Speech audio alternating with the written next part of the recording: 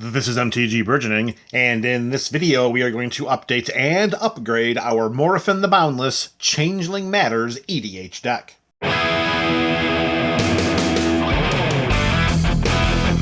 Thank you for joining us for another installment of the Up and Up series. Today we are updating and upgrading Morophon the Boundless in our Changeling Matters EDH deck. If you are unfamiliar with this build, you can go skulking around in the description below where you'll find links to the deck tech for this build, the up-to-the-moment deck list, and a link to this build's video primer series. Today, we are adding no cards to the actual deck, but we are adding 4 brand new cards to the Changeling pool. Once again, if you are unfamiliar with the Changeling pool, go surfing around in the description below and you'll be caught up to speed. In this Changeling pool, we have 108 cards representing 108 different tribes in Magic, and today, 4 new cards are going to join the Changeling pool. I hope you are as excited as I am to continue to build upon the Changeling pool. We've been doing so for years, and we're not gonna stop. Alright, so let's kick things off with Tribe 109 to be represented in the Changeling pool, and that is, there it is, the Autonomous Assembler. Here we have an artifact creature assembly worker, a 4/5 for 5 mana. If we cast this card for its mana value of 5 generic mana, we get a 4/5 with Vigilance that we can pay a generic mana and tap to put a +1/+1 counter on target assembly worker we control.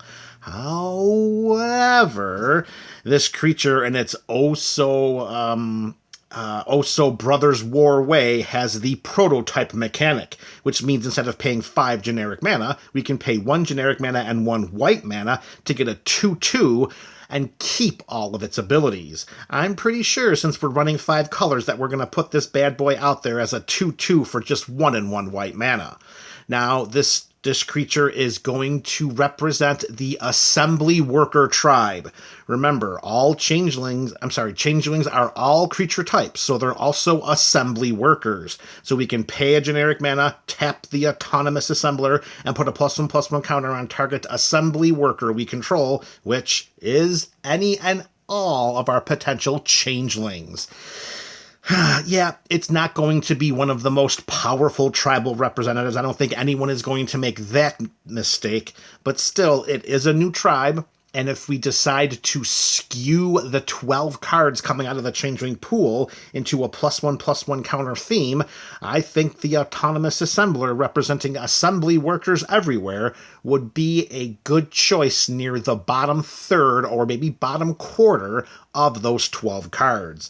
Either way, Tribe number 109, assembly workers, they're in, and Autonomous Assembler is representing them. All right, next up, it is Tribe number 110 going into the Changeling pool, and that is, oh, there he is. It was only a matter of time, baby. We got Bruce Tarl, Roving Rancher. Here we have a 4/3 legendary human warrior for 2 in Boros colors. Of course, that's 1 red and 1 white mana. The first line of text really says it all as to why we are going to make Oxen Tribe number 110 in the tribal pool. Oxen we control have double strike. Remember, changelings are every creature type, which means they're also Oxen.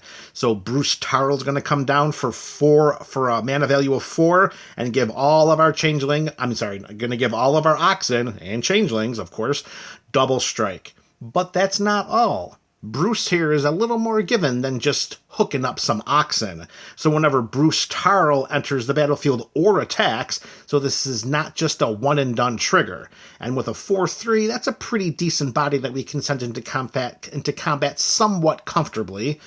And whenever we do, we exile the top card of our library. If it's a land card, we create a 2/2 white Oxen creature token, which of course will get double strike because Bruce Tarl hooks up them oxen. Otherwise, if it's not a land, we may cast that card until the end of our next turn. So either we're going to get a 2/2 white ox creature token, which Bruce will give double strike to, or we have a card sitting in exile that we can cast until the end of our next turn.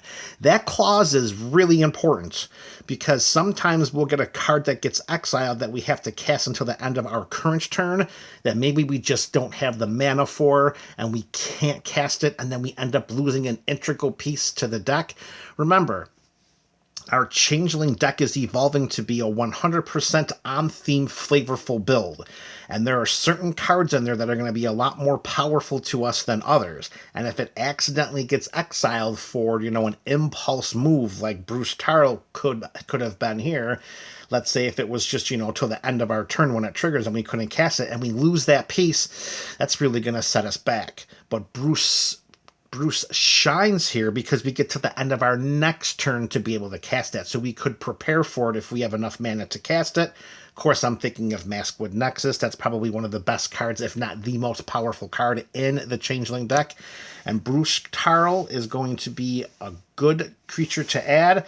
Double Strike is great for our Changelings. Card advantage is nice too. He's going to help out the Changelings, and he's going to help out the deck overall based upon the card advantage and the token production that he provides. All right. Who is going to be Changeling representative number 111? It is going to be, look at that wonderful showcase. Here we have Ulalek. Oh, look at that. Fused Atrocity with a mana value very similar to what we saw from the from the Reaper King. Not exactly the same, but it is there. We can pay any combination of a colorless mana or a white mana, and that goes all the way through for blue, black, red, and green. So we should have very little trouble trying to get this legendary Eldrazi onto our side of the battlefield. It's a 2/5 with Devoid, which means it is not a color. Even though we can use colored mana to cast it, this card has no color. Whenever we cast an Eldrazi spell, we may pay 2 colorless mana. If we do, we copy all spells we control, then copy all other activated and triggered abilities we control, and we may choose new targets for the copy. So remember, whenever we cast an Eldrazi spell is when we get to pay the 2 colorless mana for Ulalek's trigger. Remember, our Changelings are every creature type, so they are also Eldrazi. So finally, after all these years, we get to add an Eldrazi representative to the Changeling pool, and it is Ulalek. More than anything else, this is going to help us double up on our Changeling spells. Adding 2 colorless mana, I hope I didn't say generic mana earlier, because if I did, it was a mistake. This has to be actually colorless mana. Can't use colored mana to pay the triggered ability cost here. So keep that in mind. It has to be colorless mana. So to add 2 colorless mana to any Changeling spell we cast to get a token copy of that card, that's going to really, really help us to tip the battlefield into our favor, because we don't have, like I said, we don't have like 40 to 45 creatures in the Changeling deck at this moment, but Ulalek helps us to double dip and allow us to get more Changelings onto our side of the battlefield, getting a bigger army and eventually, hopefully, overwhelming our opponents. So Ulalek Fused Atrocity is tribe number 111 going into the Changeling pool, representing the Eldrazi. All right, that's 3 in. We've got 1 more card going into the Changeling pool. This is tribe number 112, and that card is going to be... there we're going back-to-back Eldrazi. Here we have Azlask, the Swelling Scourge. This is a legendary Eldrazi, 2/2 for just 3 generic mana. And when Azlask or another colorless creature we control dies, we get an experience counter. So that might be a little bit of a tricky thing to pull off here, because we don't have tons of colorless creatures in the deck itself, and we don't have tons of ways to create them with our changeling, with cards from our changeling pool. It's not impossible to sculpt something that might be somewhat colorless theme, but more often than not, that's going to be a trigger that's going to be hard to pull off. Are we worried? Not at all.